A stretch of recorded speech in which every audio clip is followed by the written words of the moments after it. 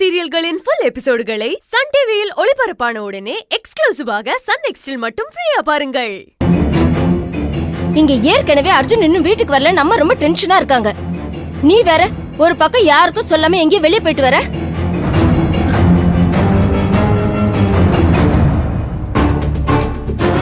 மலர், என்னாச்சு? ஏன் உன் முகம்லாம் ஒரு மாதிரியா இருக்கு? எங்க போயிட்டு வர நீ? பார்வதி அக்கா வீடு வரைக்கும் போயிட்டு வர அத்தை. அதான பார்த்தேன். இவளுக்கு எவ்வளவு சொன்னாலும் புத்தியே வராதுமா. துர்கா, நீ இரு துர்கா. மலர், எதுக்காக நீ அங்க போன?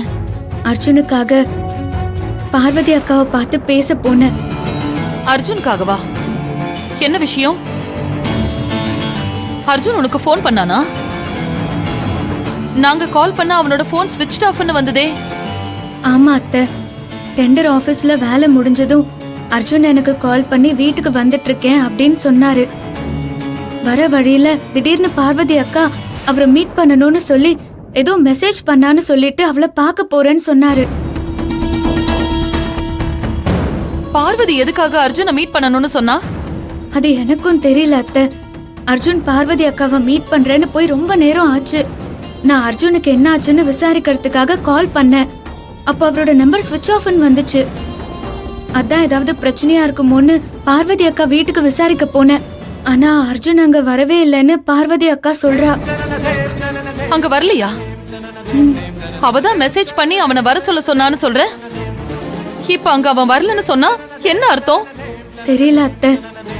பார்வதி அக்காவை கேட்டா அவ அந்த மாதிரி எந்த மெசேஜும் அனுப்பலன்னு சொல்றா. அவளோட போன்லயும் அப்படி அர்ஜுனுக்கு எந்த மெசேஜும் அனுப்பல. அத நானும் பார்த்தேன். இப்போ அர்ஜுன் எங்க போனாரு, அவருக்கு என்ன ஆச்சுன்னு எனக்கு ஒண்ணுமே புரியல. ஐயோ, என்னம்மா சொல்ற நீ?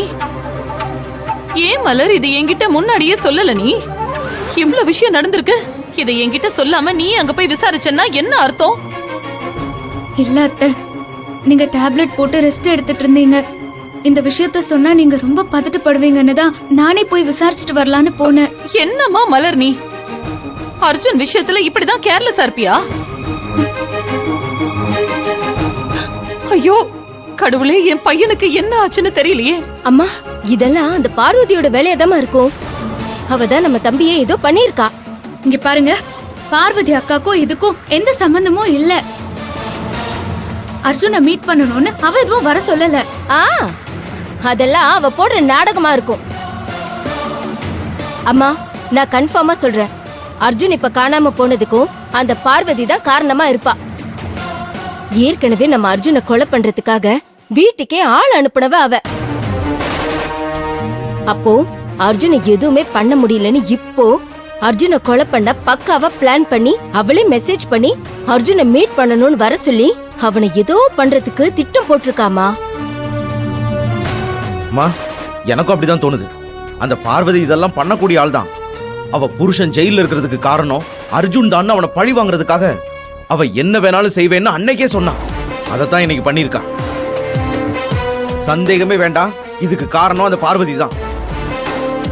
ஐயோ, அந்த மாதிரி எதுவுமே இல்ல அத்தை. பார்வதி அக்கா எதுவுமே பண்ணல அத்தை. அது எனக்கு நல்லாவே தெரியும்.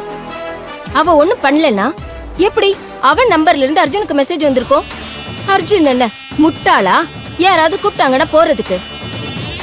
அர்ஜுன் உன்கிட்ட பார்வதி வர சொல்லிருக்கா, அவளை பார்க்க போறேன்னு தெளிவா சொல்லிட்டு தானே போனா.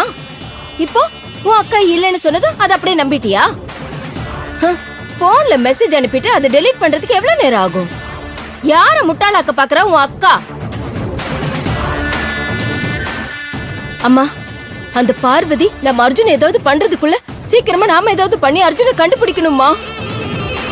இல்லனா தம்பிக்குதான் அது ஆபத்து. மலர்,